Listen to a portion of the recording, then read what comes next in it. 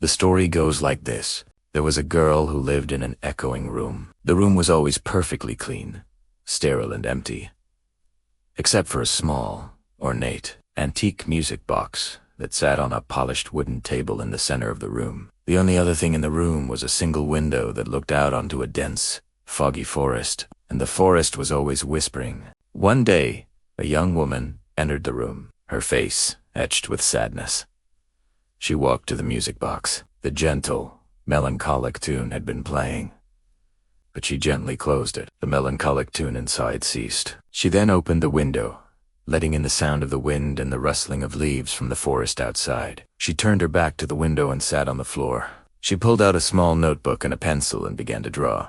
She drew a simple stick figure of a child, a house, and a sun.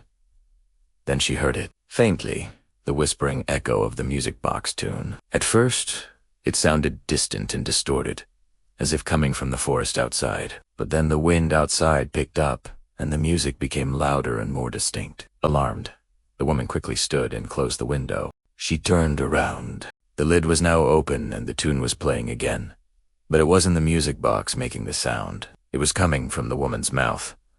It was a low, hollow hum that grew in intensity. She stared at the music box, a single tear rolling down her cheek. The tune from her lips became a crescendo of sound, filling the room until it was all anyone could hear. Then, as abruptly as it started, it stopped. The woman was now standing at the window again. Her face was now contorted into a silent scream. The music box tune roared, but it wasn't a gentle melody anymore. It was a chaotic, deafening cacophony of sound. Her mouth was sewn shut with thick, black thread. Her eyes were wide with terror.